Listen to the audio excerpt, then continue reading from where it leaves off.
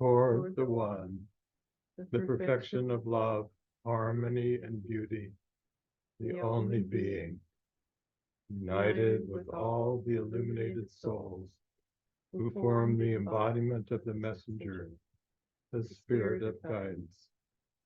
Welcome to this second class of the five-part series on the evolution of the Gabrielite work. And now Ravani Ra is going to read us one of her poems.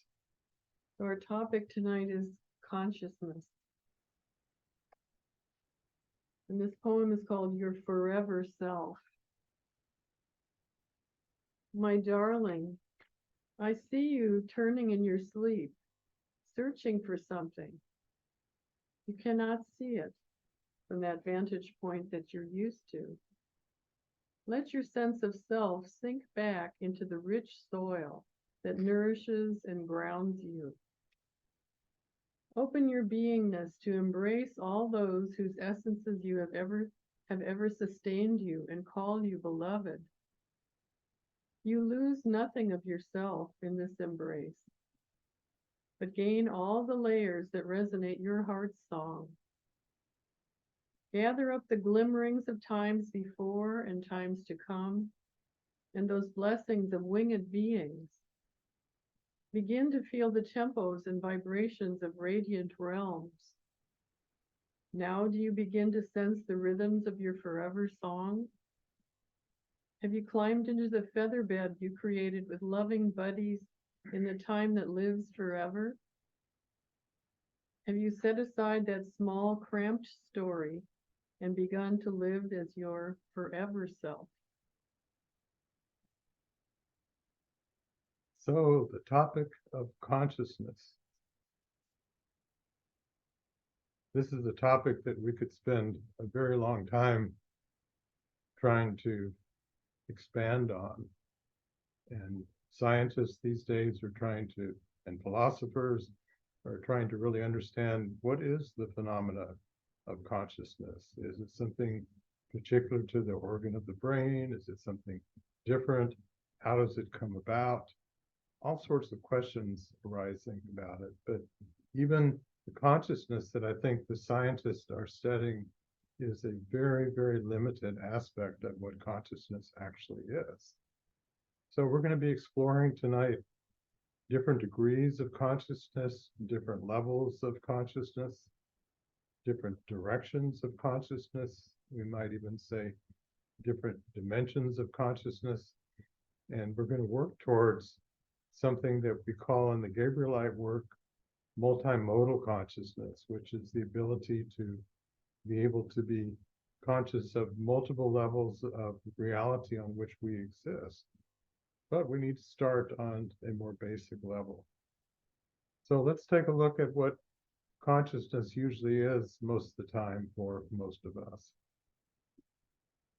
We think of the word, we think of probably, well, that means awareness. I am conscious of something. I am aware of something. If you're watching us tonight live, or if you're watching the recording later, then you are aware of us talking to you, giving a talk about consciousness. And consciousness usually is experienced in a very dualistic way. It's ourself conscious of something else. And now let's bring in the idea of presence. So if we're going to really be fully conscious of something, we have to be fully present to it. But that is much more than just being tuned into one thing and not tuned into something else. And our human habitual tendency is to not actually live in the moment, live in the present, but to live in conceptions about what we're experiencing. Last time I talked about the idea that we tend to live in a simulation of the actual reality in which we exist. So it's our thoughts about it, our mental commentary about what we experience, our emotional responses to what we experience and our thoughts about the emotions, and our emotions about the thoughts. And even more basic than that, consciousness usually is limited at its basis to the input of the physical senses, what we perceive with our usual senses, perceiving ourselves as separated from what we're seeing, what we're hearing, what we're touching, and so on, feeling ourselves as separated from what we're thinking about, separated from what we're having emotions about. So that kind of consciousness actually creates a great deal of limitation in our capacity to experience the world, to experience ourselves as we exist on a much more expansive level than we're normally aware of. So a lot of the practices of different spiritual pathways and traditions are aimed at freeing ourselves from that constricted vantage point, that limited vantage point. But as we've talked about before, oftentimes the aim of many spiritual traditions is to get to a state where what we think of ourselves disappears. We're not there. We've merged into either merged into some higher state, or we feel like, well, we've extricated ourselves from the illusion that we had any kind of separated identity from the reality in which we exist. In contrast to this, the Sufis talk about the purpose of existence being the divine awakening in existence, and that takes place through the divine's relationship with beings in existence. And we've talked about, last week was an introduction to the Gabrielite work. And we've talked about the Gabrielite work. It's all about our relationship, that we can only understand things through our relationship with them. And things really only have meaning by virtue of our relationship with what we experience. We've talked about what the scientists have discovered and what the mystics have known for thousands of years, that we live in a totally interconnected reality. And one very important principle of the Gabrielite work is something that we call relational unity. And this is familiar to some of you, perhaps a new idea to others. And this is like a third choice on the menu. Rather than being in a dualistic state of separated consciousness and not just totally merging into the absolute, whatever you want to call it, nirvana, moksha, mukti, and so on. It's a state of interconnectedness with what we are experiencing without the loss of our identity, but there's a total permeability and a total circulation of light between ourselves and what we're experiencing. And so we can learn to modulate our consciousness, to use our consciousness as an instrument to enable us to experience different levels of existence depending on what our desire and what our intention is. So I'm zeroing in on the idea here of the relationship that is required, so that we're modulating consciousness, and in doing that, we can set up a relationship. We're living in mostly a dualistic view of everything. So it makes sense to think, well, then let's develop a relationship between two things that we've seen before as dualistic, and then somehow bring energy between them and begin to experience more of a oneness in this relationship that hopefully will keep expanding and expanding and expanding to become a multimodal consciousness.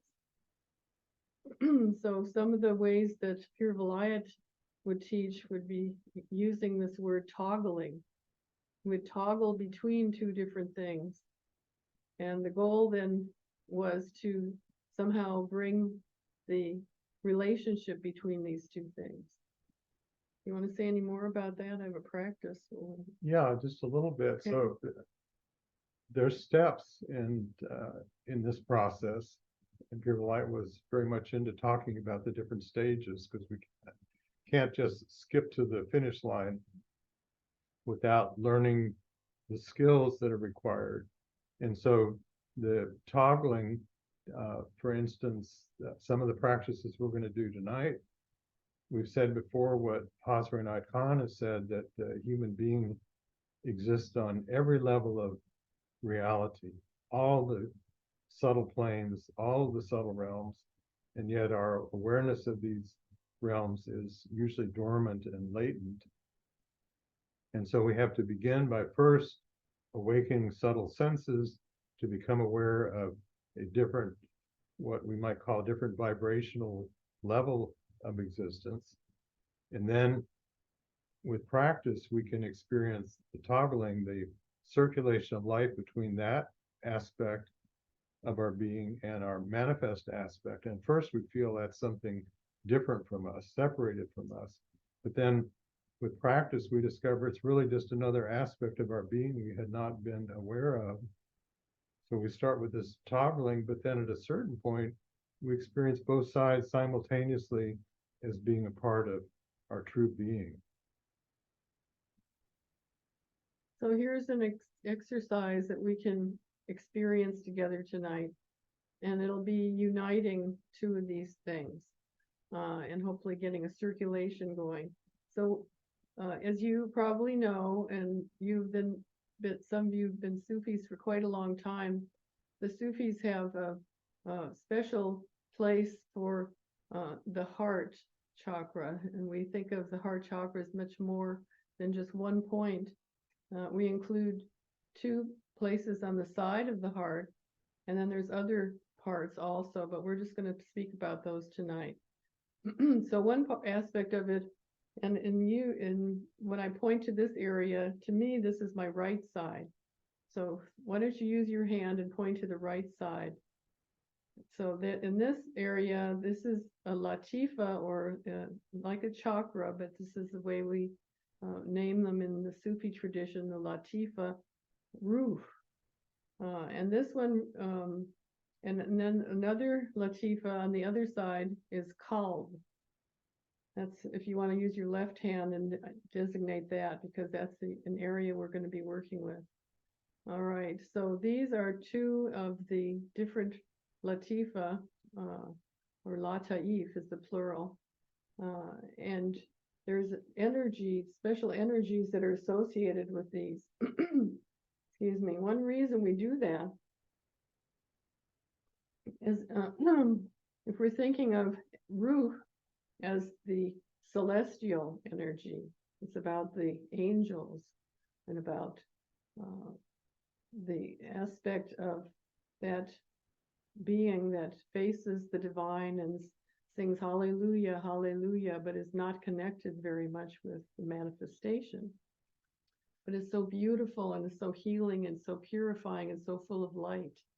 So that's an aspect of this place within us. And then on the other side, the qalb, this represents that part of us that is very much in manifestation. This is the part of us that you could say the aching heart, or the feeling heart, that goes up and down with different circumstances in life. And that's the difficulty of that, but also this is the part that is most manifest. We think of this energy, and it is the part that learns through all of experiences, that matures through manifestation, in contrast to the ruh, or the little angelic part of ourself, that is very innocent and doesn't have much of an idea of what manifestation would be like, certainly doesn't understand duality and working with difficulties and deep, dark, difficult situations. So one aspect of our practice here, toggling, is between these two energies. You can see how different that they are.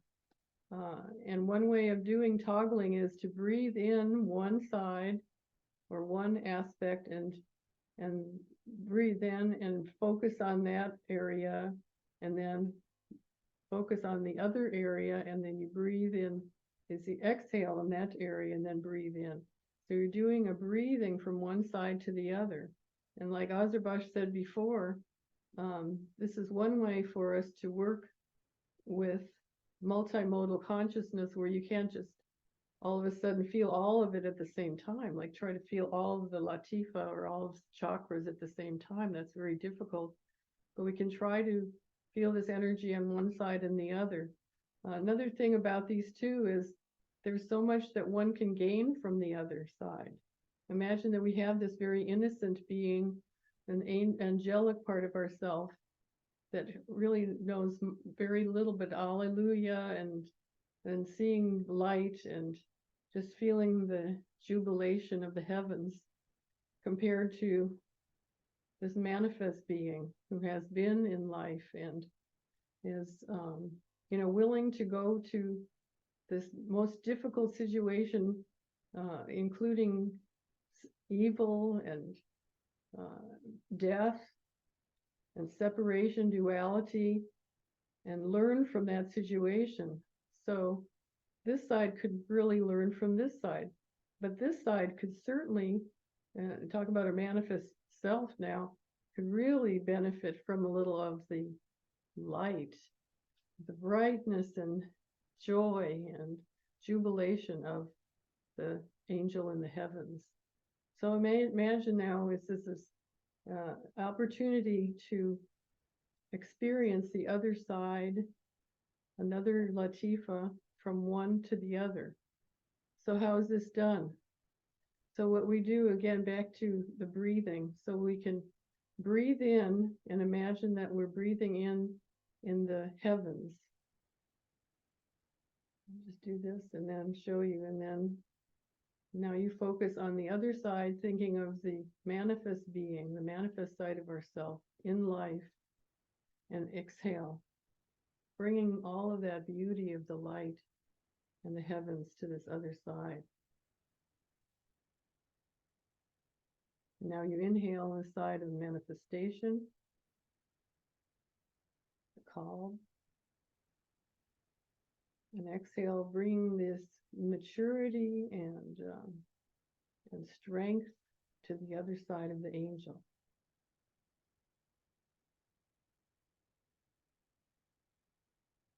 Now inhale on this side with the angel. It's grown a little bit and learned some things from the other side. Now bring it to the other side, exhale.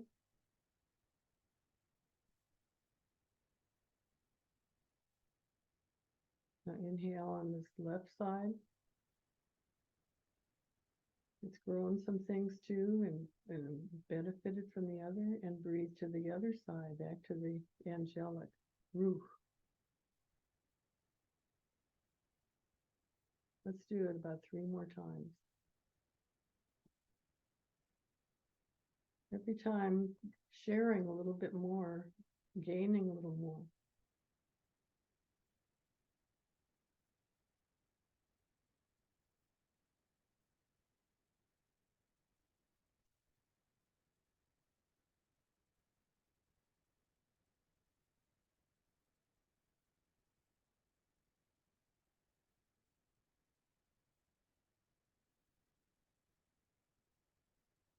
Now just rest. Breathe naturally. Feel a mingling of these two qualities in you.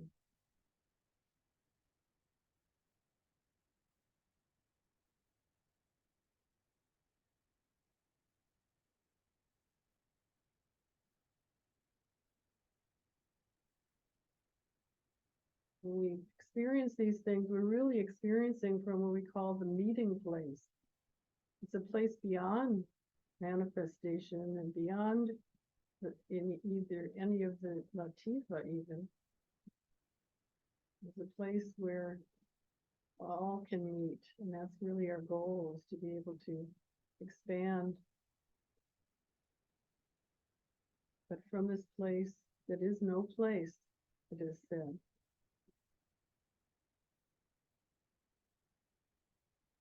So from that place, feel the qualities mingling in these two latifa.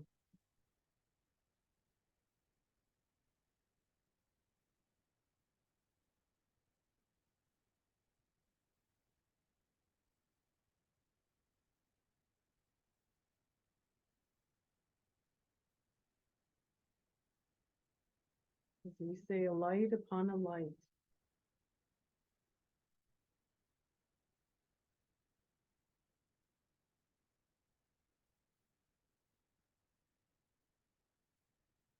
So as Rabani Ra was taking us through this practice, I was thinking about that wonderful chapter in one of the Hazrat Inayat Khan's message volumes that I referred to last week called Spiritual Circulation Through the Veins of Nature. So imagine now that, and Rabani Ra told us about two different lataif, which are, Sufis have a different system of subtle energy centers than the yogis do, but there's many different subtle energy centers in the body. The yogis have a chakra system. The Sufis have a lataif system, and perhaps you may have seen diagrams for acupuncture of all the different energy pathways in the body. It's remarkably complex. But here we were just exploring one pathway of this dynamic circulatory system of how light is transpiring in both directions. And our minds are used to thinking about here, now the light's here, and here, now the light is here, but actually the light is commingling in both directions all the time, but it's hard for us to think like that. And furthermore, the light, each flavor of light, so to speak, is transforming the other light all the time. But we can experience a circulation. Pir Vilayat will talk about directions of meditation. Mm-hmm. And if you've ever seen the Sephiroth, the tree of life in the Kabbalah, there's different lines that connect the different Sephiroth, different places on the tree of life. And there's a whole study of the different pathways, which are ways that you can move consciousness up through this tree, and you can go like this, you can go straight up the middle, all kinds of different ways, and each one brings about different realizations and different types of experiences. So there's no end to what we can discover when we explore some of these pathways that we're not used to thinking about, because we're usually locked in to one channel, you could say, of consciousness. So imagine, this might be another way of thinking about multimodal, that you have a stereo receiver, but it's just monaural. It's only got one channel, and it's got the equalizer turned way down for both the treble and bass, so you can make out the melody, but it's flat.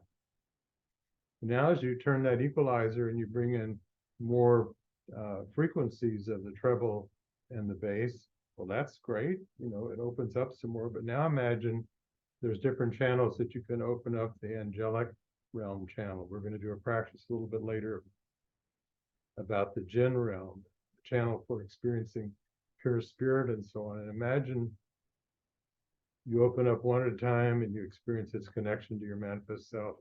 But then gradually with practice, you can experience all of them being open, but you can't be conscious in the way we're used to thinking about consciousness, aware of what's happening all the time. It doesn't fit in our way of thinking, but you can experience a holistic sense of identity in which all that is going on. It would be like being able to hear a chord with all of the overtones, but you're not trying to pick out each note that makes up that chord. You're experiencing the whole thing all at once.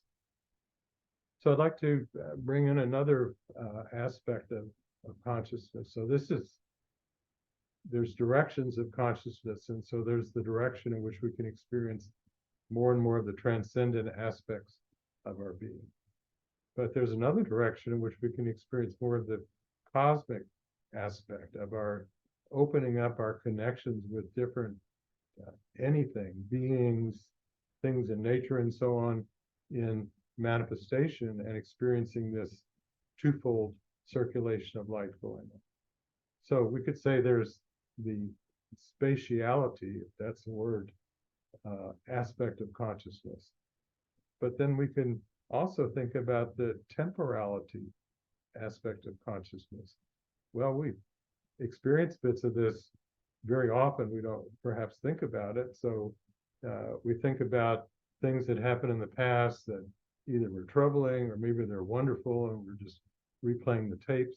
We're anticipating things in the future again with joy, with trepidation, and so on. And we can intentionally do that, or we can just habitually do that, and then we're stuck in another simulation, and a simulation that takes us away from not only the present time and space, but being present with whatever it is that we are experiencing.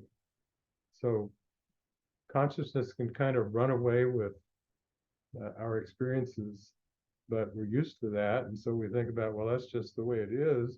Or we can learn to master consciousness and use it for the purpose that we are intending to use it for.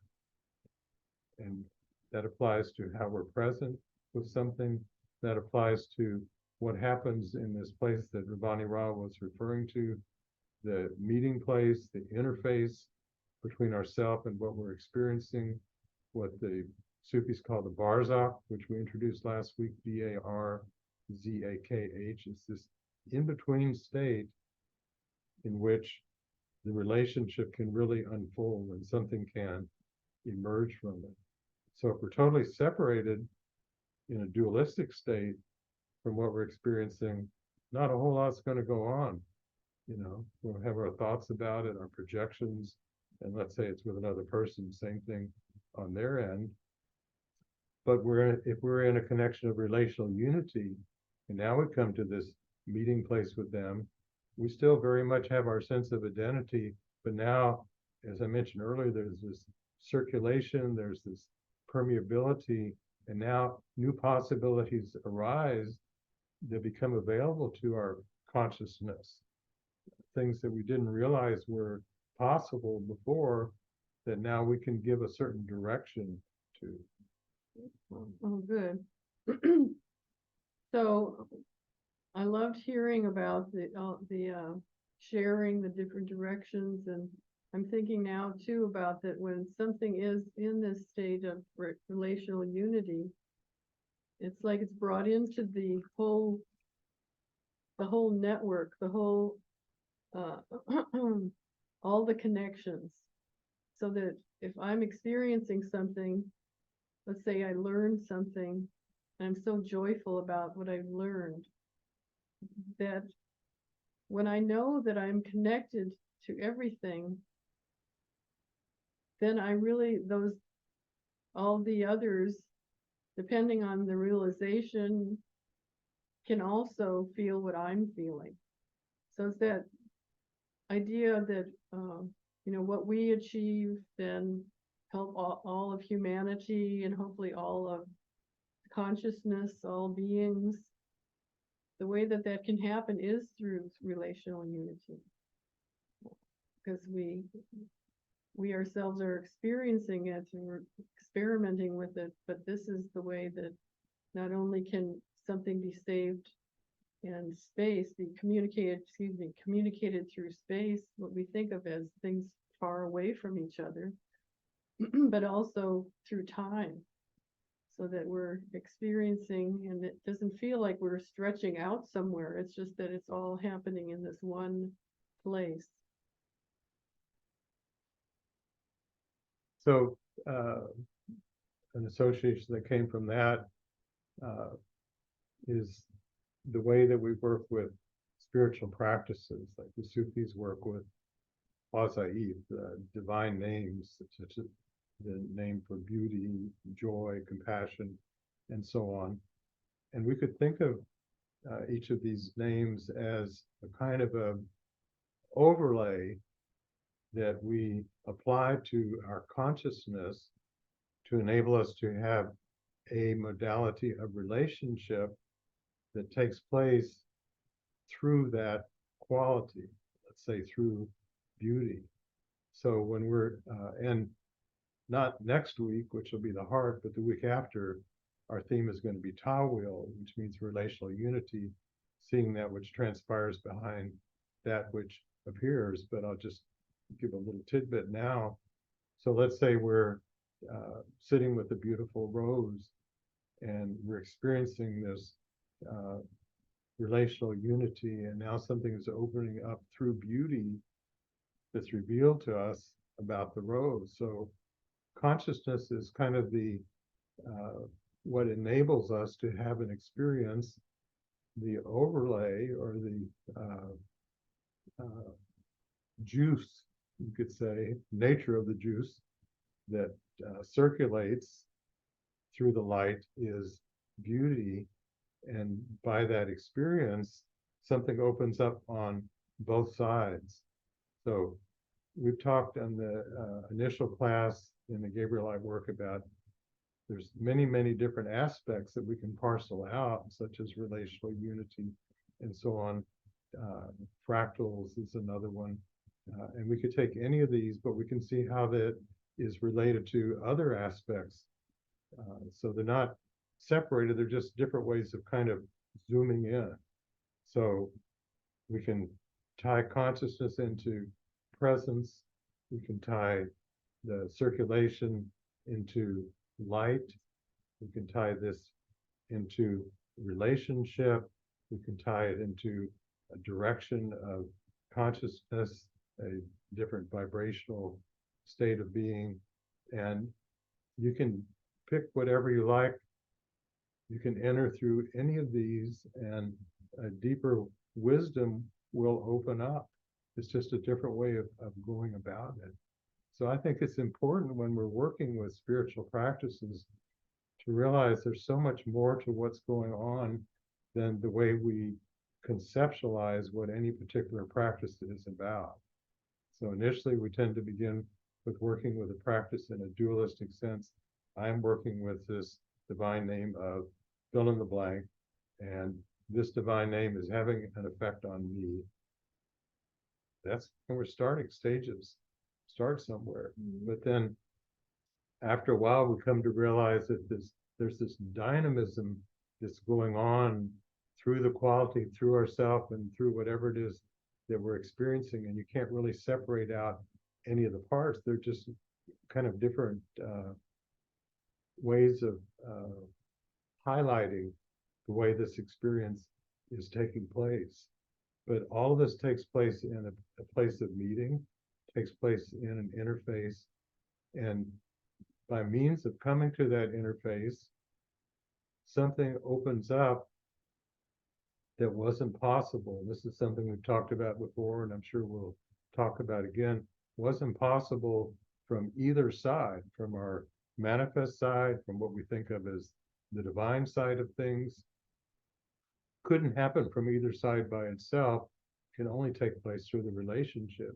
Can you give an example of that a little bit more? Well, let me give a more down-to-earth example of two people in a relationship of relational unity, really tuned in to each other, really present to each other, really having inspirations circulate between them.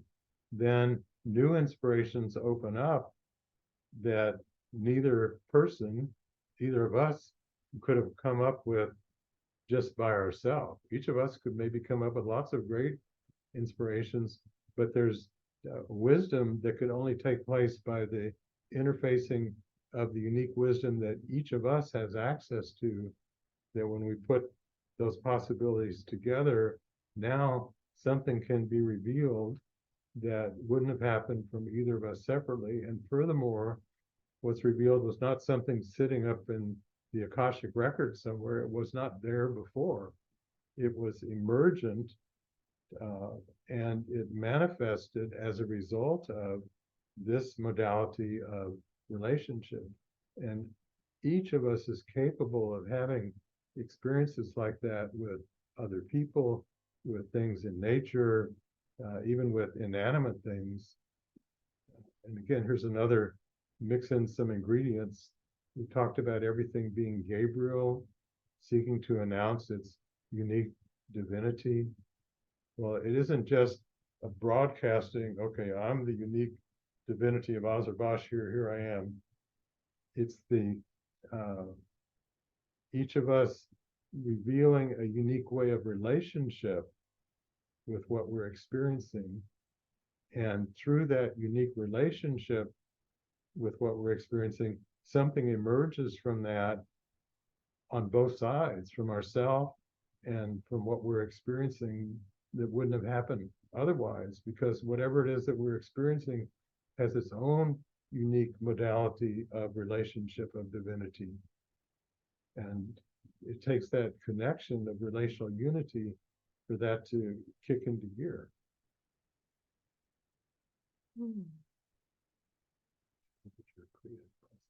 Okay. He's saying, what about my creative process? There's something I was hoping to share. And it does very much have to do with this neighborhood that we're in, I think. You spoke of Gabriel once again, about announcing Gabriel's self. And we said, well, it's not just, oh, here I am kind of thing, but it is more like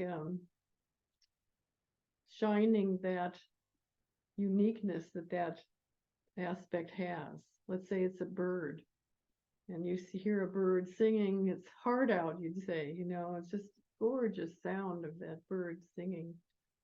And you see the sun shining first, sunrise in the morning, and you just are overwhelmed with it, showing that beauty.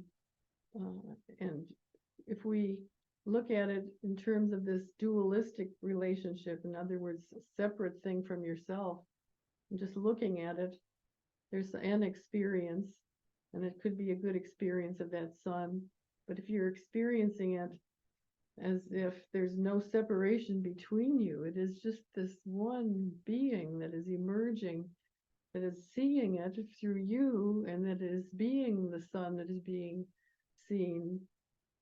And there's all the degrees in between that, and all the whole spectrum of realization.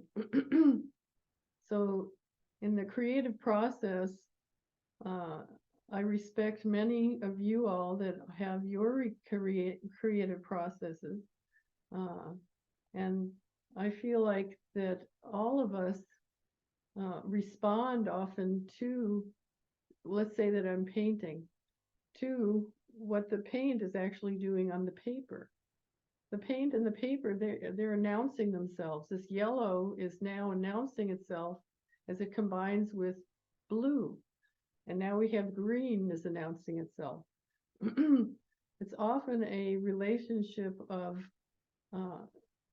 relational unity when we are having an artistic experience, because we are allowing the circulation to be happening in our realization. And often people say, well, the materials are talking to me. The materials tell me what to do. And I understand what that is too. I do work with cloth also, and I sew sometimes by hand, and I can understand what it seems like when I push the needle through, and maybe it's a little bit farther than the other one, and then it gives me the idea of, oh, like a flower, and now I embroider a flower when I was going to be making a snake before. It's speaking to me, and it's becoming something. So on both sides of the relationship, I'm feeling that actually the materials that I'm working with probably have a kind of consciousness, and that certainly mine is my concentration and focus on what is happening in this process keeps shifting. So I think that we're experiencing that kind of thing without the philosophy perhaps, or way of understanding it that is brought to us through spirituality, but we know that it transforms us, right? We're different after doing, let's say, singing even, or playing an instrument. I bet that I don't play an instrument, but I bet that the instrument itself teaches people things. I've heard that from my friends. So the experience of creativity, just in the different ways that I'm familiar with, writing poems is another one that I'm experimenting with these days. And it is definitely a relationship in which neither side blanks out. You're not just, let's say that I'm writing a poem, I'm not just letting words kind of come without any response on my part. There's usually an emotion that I bring to this experience of writing. And then I feel like it's being met by the divine. Usually I think of God on the other side, but it could be different aspects of the creation. And it is, and in a way you think of a dance. Okay, so here's another kind of creative activity where, let's say you're with a partner, and the way that they move depends, your moves depend on that partner's move, and they didn't know how they were going to be moving perhaps before you moved. So it is a beautiful kind of relationship, and it's a wonderful teaching tool for spiritual beings, I feel like, to do different kinds of artistic endeavors. So I've had a practice that came to me during the week. Some of you, we're not going to do this practice that I'm referring to right now, are familiar with what's called the Zikr of Light, which is a practice that links the light of the angelic realm with the manifest realm. But I had the inspiration for there to be a Zikr of co-creativity, and this is a practice that links the light of the Jinn realm, which is the realm of inspiration, genius, artistic inspiration, any kind of inspiration, scientific realizations, and so on, linking that realm with her manifest realm. So to do this practice, I would like for you to think about something that either you are in the process of creating, and it could be some kind of artistic work, it could be a new way of going about cooking, or almost anything, gardening. You're trying to figure out a different approach to something that you've been doing in a certain way, and you'd like to have a breakthrough. So most of you are familiar with the head movement of the Zikr, but there may be some of you that are new. So the basic head movement is to start with the head of the left shoulder and make 3/4 of a circle, go down to the right shoulder, and then the head rises up. So that's the first part. And then the head goes down. And on this, you can imagine there's a beam of light from the third eye to the solar plexus. And the head comes back up. And then you can imagine that you come to the consciousness of the heart center. So that's just the motion. So let's just try that.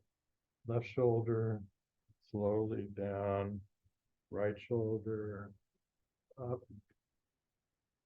down to the solar plexus, back up, and once more.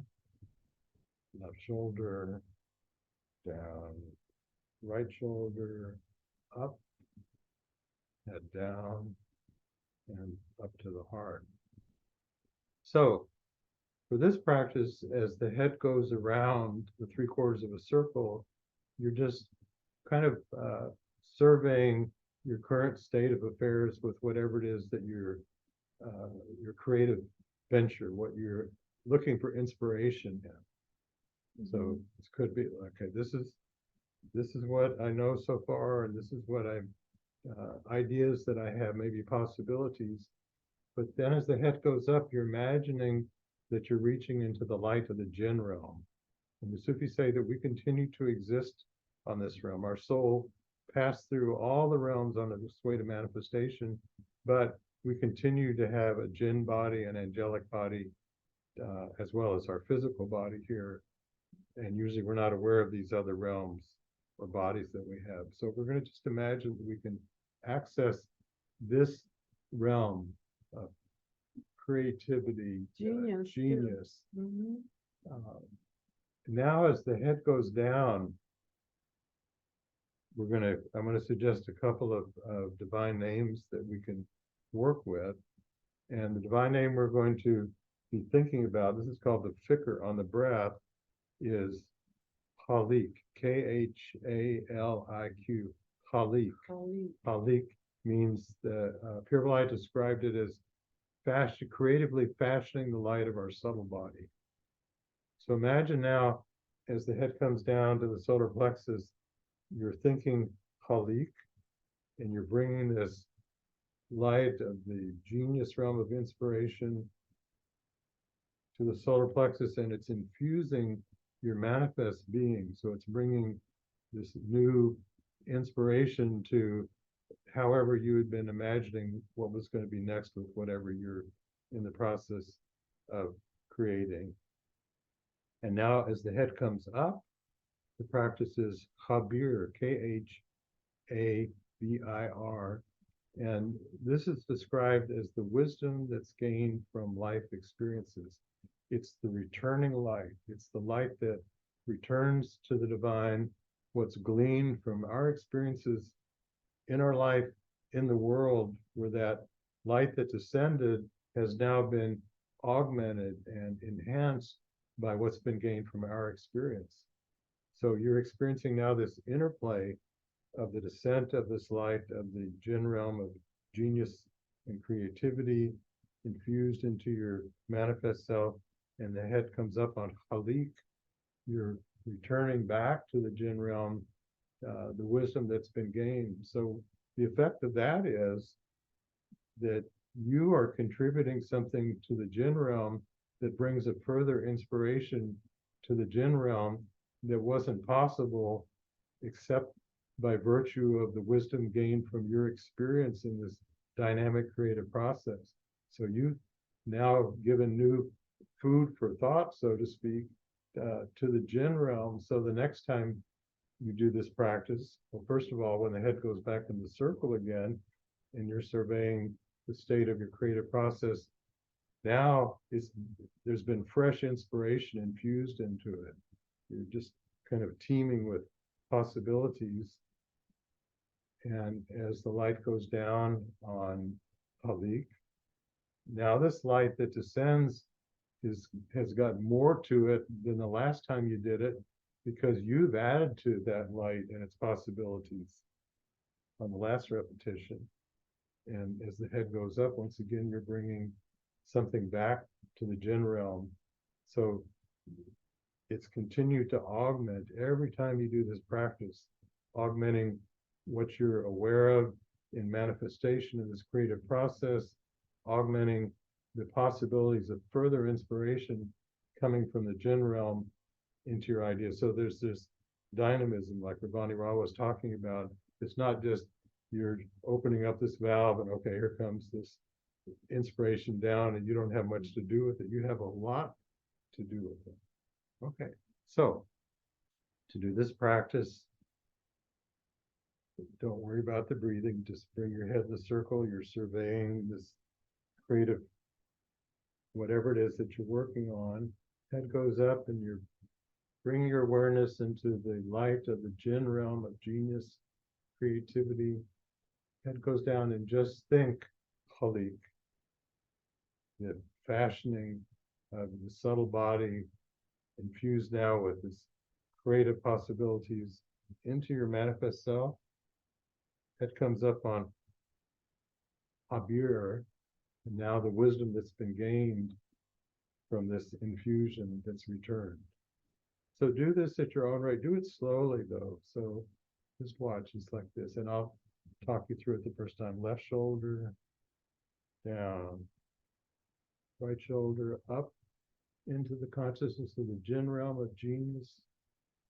Think as the head goes down, Halik, this transformed light infusing into your manifest self, infusing new inspiration. Head goes up, thinking Kabir, the returning light, what you've added to it through the wisdom of your experience. So let's each do this slowly, just 11 times at your own rate.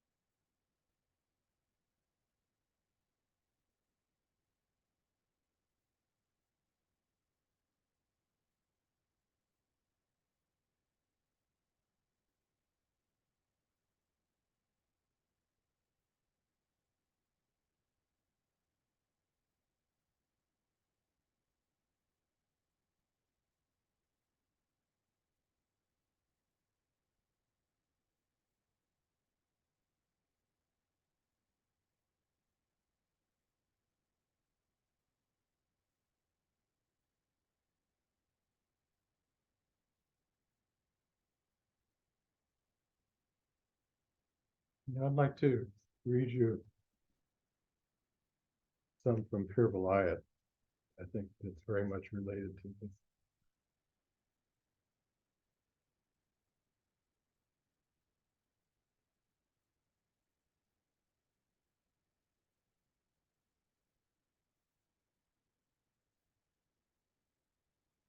This is from a section of one of Pir Vilayat's little booklets. And the heading here, I love this, is Discovering the Software Transcending Even One's Latent Potentialities. So this is like finding a way to change something to make it even more than what was possible. It's Pir Vilayat. Wow. Now we're ready for the most magically creative stage. It is not the unfurling of latent, dormant potentialities. So it's not just bringing something down that was sitting there, but rather a totally different mode of creativity, linking us with the archetypal level of which our personalities are exemplars, a level beyond causality.